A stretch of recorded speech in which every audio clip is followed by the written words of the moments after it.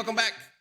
This episode, I have a girl teacher. Yay! It's not just all guys. I finally talked a girl into doing this. Without any ado, I would like to introduce you all to Mrs. Erin Bennett. Hello, Erin. Thanks for joining us today. Hello. Thanks for having me.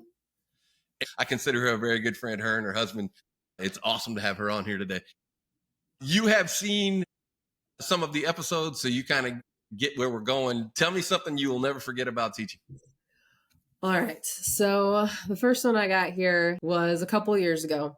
And I happened to have in class a student whose name was Thor. Like his birth certificate government name was Thor. Not a nickname, like official. And he was a great kid, super funny. And whenever we did, Kahoot in class and he would put his nickname in, he always put it in as Power of Thor, like totally playing it up, right? And we had gone through a few months of school. Every time we played Power of Thor, Power of Thor.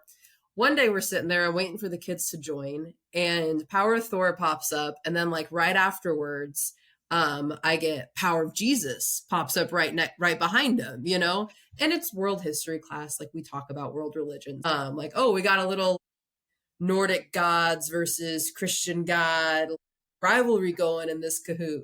And half a beat passes. And then just from the back of the room, I hear a voice go, "Oh no, Bennett, like that's just me." And I turn around and I look and it's another student in my class whose name is Jesus. Not Jesus. And it just added like a whole nother level. And then it's just a Hispanic student, right? Yeah, he's like, no, just not Jesus, just me, just Jesus. So. That reminds me, I had a foreign exchange student that happened to be from northern Spain. I got an education about this because I've only been to the southern coast of Spain where the beach is. Evidently, the northern part of Spain is mountainous and totally different. And the people who are there don't look like what you would assume a stereotypical Hispanic person looks like. Yeah, very European. He was really quiet, so you didn't hear from him a whole lot. I think it was easy for some of those kids to forget kind of either who he was or that he was there or what language he spoke or whatever. So I divide one day these kids in to work on an assignment, and these two happened to be Hispanic girls were just flaming this other girl that wasn't in class, just tearing her up one side and down the other. And I walk over there and I'm like, ladies, come on. Number one, she's not here to defend herself. Number two, you're not doing what I'm asking you to do. Would you please just get focused on, okay, Kibby, we're good. We're sorry. We'll get working. So I walk across the room, start working with somebody else. And they start speaking in Spanish. I'm not fluent in Spanish, but I can kind of pick up what people are talking about. I could tell they just started flaming this girl in Spanish. So I turn around from across the room and I'm like, ladies. And they were like, we're not doing anything wrong. Well, behind them is the foreign exchange student. And he's giving me one of these. I made eye contact with him. I'm like, thank you. I got this. They see me make eye contact with him and turn around and look at him and said, you understand what we're saying? And he said, yes. Where are you from? Spain. They speak Spanish in Spain? And I'm going, what? Oh my God. As a history teacher, I could have really used you right there about it is because of his people that your people don't speak German right now, that you're speaking Spanish. You know what I mean? Let's do a little mini lesson on colonialism. One time I'm playing music in class. And when I play music, the kids ask if they can play music, obviously. And I have this one Hispanic kid who's playing what you hear cars in Grand Island anyway roll by playing, right? And I was like, did you realize that your papa music sounds like German music? And they were like, no, it's not. Yeah, it is. It's the same beat. It's the same accordion. It's German. It's not. It is not. We do not get our music from Germany. I'm like, okay, I'm sorry. I didn't mean to upset you. So I let it go on and I turn on my projection board and do a little Google search about the influence of, Germany on Spanish music and culture and all that stuff. And I just put it on the board. I didn't say anything. I just put it on the board. Okay, we see what you're doing there. Don't even need to say a word.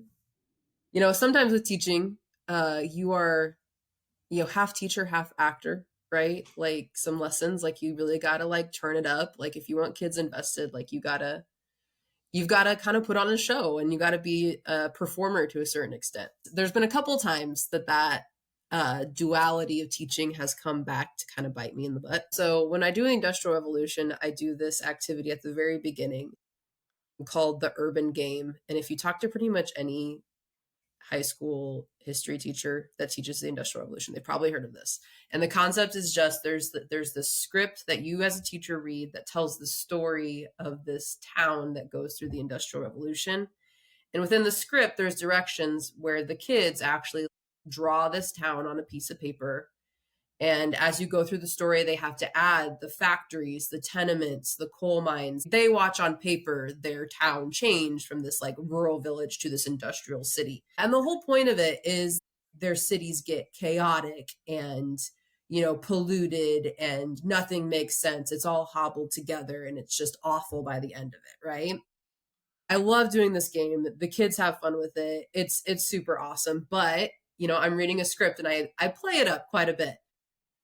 So, I wasn't a new teacher. I was in like my 4th year of teaching, but it was my first year at a new district. So I'm not a new teacher, but I'm new in the building, new in the district. And I'm doing the urban game. And like I said, I'm laying it on thick, like I'm telling them, all right, you need 5 factories. You need like 6 more pubs. I don't care if you're out of room, like put the pub next to the school. None of the kids are in school anyway. They're all down in the mine. They all got black lung. Speaking of black lung, add 2 more hospitals and 2 more cemeteries because everybody's dying. They're losing arms. They're losing fingers. Like I'm just like laying it on. And I am writing on the board, what they have to add. And as I'm doing this, I turn around and I look and the superintendent of the entire district is standing in my doorway. And I like kind of make eye contact with her and I'm like, oh, hey. And then I just keep kind of going and I try to like kind of wrap it back around and like re-emphasize the educational value of like, yeah, kids, see how your conditions in your industrial city are deteriorating and problems that, to kind of like, we are learning something here. Content versus context, right? We're not just talking about, bars and kids in coal mines dying. Like there's actual value here.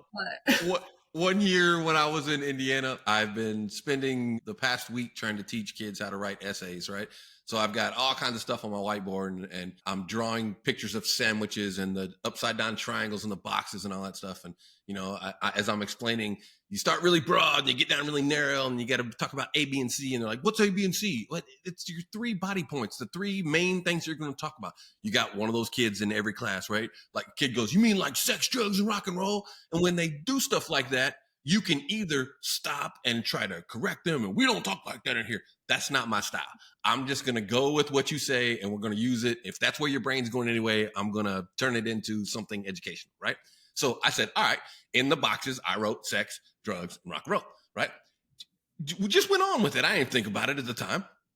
Well, happened to be open house and we were doing parent-teacher conferences in our room and end of school, I go out and grab something to snack on, come back in. I'm there right as we get ready to start parent-teacher conferences. I haven't looked at my board or anything. First parent comes in and I'm standing there talking to the parent and I see my principal walk in behind the parent and is looking at my board and giving me this look like, once again, context and content, right? If you let me explain how we got there, it looks better than I understand. I should probably erase that now. But at the time, it was really pretty innocent. There was educational value there. Like sometimes you gotta meet them on their level. You know what I mean? Like, Ooh, I'm glad you said that. I had the unfortunate task one time of teaching all SAT vocabulary to get prep to take that test. What a boring class. All I do is teach vocabulary all the time, right? One of the first days of class, I write this word on the board, exhort, E-X-H-O-R-T, right? Exhort. I write it on my board and I just look at it. What do you see? What does it remind you of? What's your initial instinct? Kid says, ho. Like, out of everything that you could have said, you go to the, okay, that's fine. That pops off into, I see whore. And I'm like, This is devolving quickly, right? But I still want to see if I can turn Just bring it their back. initial, yeah, see if we can turn it back around. A kid goes, well, what's it mean? And I'm like, well, the word means urge. Whores have urges, so do hoes. Oh my God. Then it goes into, wait a minute, ex hoes. If hoes and whores have urges, then they have a venue to get rid of those or address those. But if you were an ex hoe, then you still have those urges, but you don't have anywhere to do it. So ex hoes have urges. And I'm going, I can't believe that worked, but okay. I'm scared to death to give you the next word. But if that's going to work, right? From an educational administrative standpoint, you might say you're childish, but if it works, right? If they remembered it, like, did I not do my job? Isn't this what you pay me to do? Like, I got them there. We were talking a little bit a while ago about how English and history are similar in a lot of ways, but also different in the things that we have them do and write and what their expectations are in class, right? The one thing that I think we probably share in common is that whole jump in and you have to be an actor on a stage. You got to sell something if you want somebody to actually buy it, right? Yeah. And, there's a lot of things I do that, have that performance level. And like I said, sometimes it comes back to kind of bite you in the butt. But, there's another activity that I have done in the past that is, quite literally an act when I cover the scientific revolution. And to introduce kids to the concept of it, I do this thing where I have them draw, the Earth, solar system, sun, planets, like put it on there, put it in order. And so I give them a few minutes. And then after they're done, then I say, okay, you should have something on your paper that looks like this. And I project a picture on the board, but I project a picture of the geocentric model of the universe with the Earth in the middle, right? Because that's what we And thought. yeah, right. Yeah. Like the scientific revolution, right? That was the previous theory. But then I launched in this whole thing because at first they're like confused and they're like, no, we don't have that. What are you talking about, Bennett? And I'm, no, you guys all have this on your paper, right?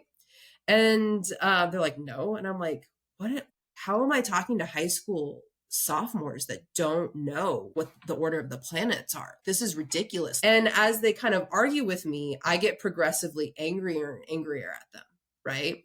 To the point where slowly kids start to drop off, like they kind of stop arguing. But I usually will get one or two in every class that will stick to their guns and be like, no, you're wrong. And then I lay into this kid, I'm like, who are you to come into my classroom and question my authority? I am in charge here. You don't know more than me. I like go in on them and then I end it all by like, and if you're not going to sit here and, do it right, then you can just get out. And I boot them out. And of course, the whole metaphor is I'm the church. The kids are the scientists. Like, how dare you question my authority? So you actually kicked the kid out of class. I kicked them out of class, right? But, I usually let them pick up their stuff, get about to the door. And then I break character and I go, no, come back, and they like, kids love it, right? Like I'll get notes at the end of the year about like, I can't believe you did that to us. Like you totally just like altered my brain chemistry. Like I thought you were insane. It's a lot of fun. But it's my second year of teaching. I goofed it up. In one of my classes, I'd gone through the whole spiel and there was this one girl who, previously had a really great relationship with in class, but she was like upset with me, like, no, like you are wrong. And so then I kicked her out. She grabbed her stuff and she heads towards the door. And I don't know, like I had just gotten a little overconfident and my timing was off. And before I broke character, she had gotten out the door. So I break character. I kind of briefly like, no, let me explain to the other kids. And I like run over to the door to go grab the girl that walked out. And I open the door and the hallway is completely empty and she is gone. She bounced on you. She is gone. Like I am like, I kind of walk down the hall and I'm like, oh crap.